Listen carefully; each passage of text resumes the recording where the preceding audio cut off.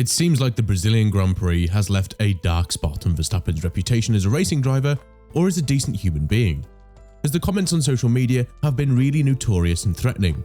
Although Verstappen elaborated that he did what he did with a purpose, it seems like the consequences he feels after his deliberate actions are not limited to him or his racing career. Recently, Verstappen spoke about the messages he has received, and they are far from pleasant ones. Max Verstappen got the Formula 1 world on its toes after his actions in Brazil, where he decided to defy a team order and not let Perez go after claiming his position based on team orders. Perez's race was more or less ruined by a bad tyre strategy, and the overall performance of the RB18 wasn't satisfying.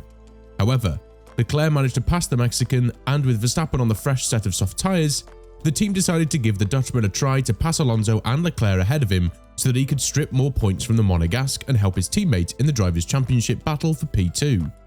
Not only did Verstappen fail to pass Alonso, let alone Leclerc, he didn't want to give the position back to Perez either, with the Mexican finishing P7.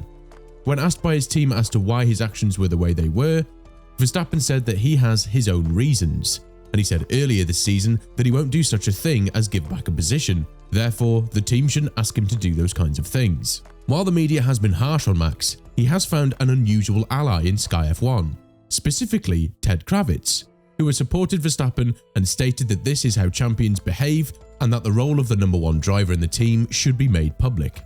Maybe Verstappen's mistake was exposing his team's flaws publicly and potentially starting an investigation into Perez's qualifying in Monaco, which the Dutchman is very upset about.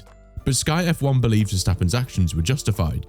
However, the Dutchman recently spoke about the messages that he and his family are receiving. And before we go into them and see what kind of issues the Verstappen family is currently going through, I want to talk about Established Titles, an incredible company that is preserving the natural woodlands of Scotland and helping with global reforestation. This amazing last-minute gift makes you the owner of 1 square foot of land in Eddleston, Scotland, and Established Titles plants a tree with the global charities One Tree Planted and Trees for the Future. That's great, but this gift offers even more. There's an old Scottish tradition of calling landowners lairds, which is lord or lady for those of you who don't live in 15th century Scotland. By gifting someone land in Scotland, you give them the right to call themselves a lord or lady, and they get a certificate to prove it.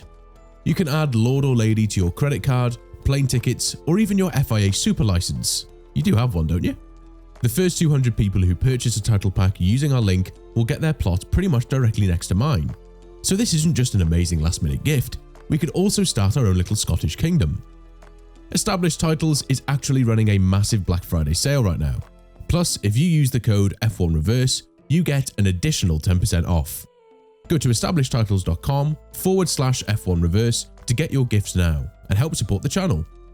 If you bought an Established Titles product with our code, let us know in the comments below so we can shout you out by your proper title. So, back to Verstappen and the threats that he and his family have received. According to the two-time world champion, his girlfriend, sister, mother and father all received death threats, and once the situation went outside of him and his actions on the track, then it was just too much to handle. All the things I've read are pretty disgusting.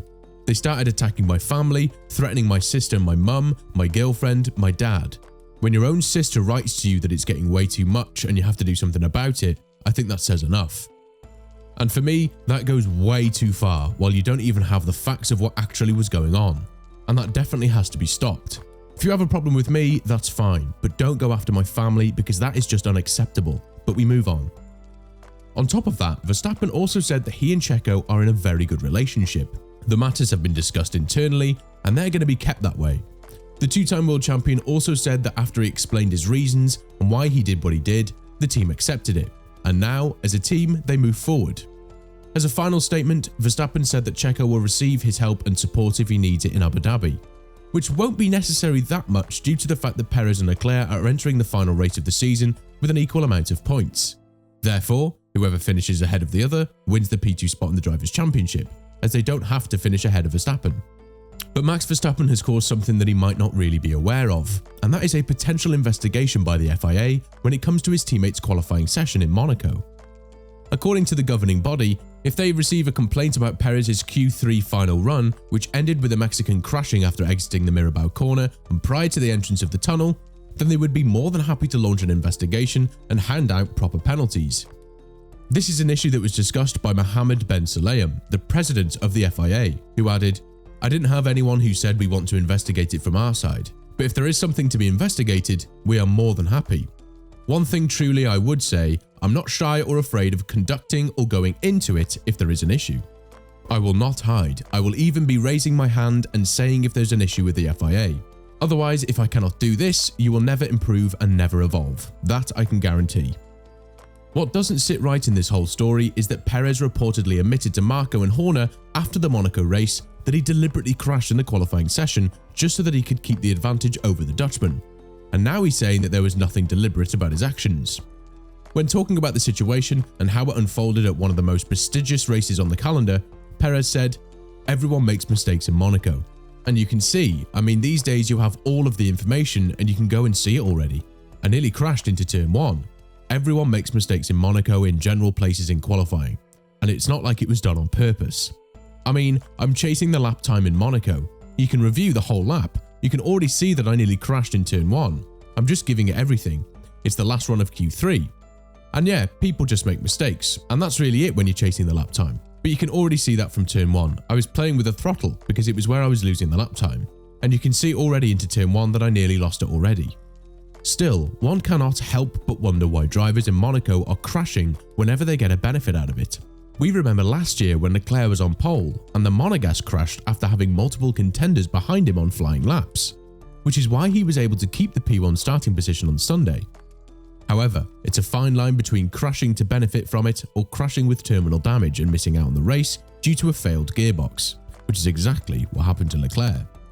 According to Joylan Palmer, there have been multiple cases of sabotage throughout recent history, and in 2022, Alonso's accident in Baku, where he continued straight in the runoff area at turn 15, is something that is raising some eyebrows in the paddock.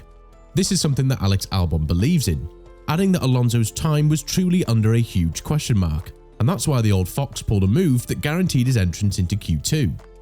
With that being said, what do you think about the comments made towards Verstappen's family? Do you think that the sport should condemn these kinds of behaviours and just keep it as sportsmanlike as possible? Let us know in the comments below.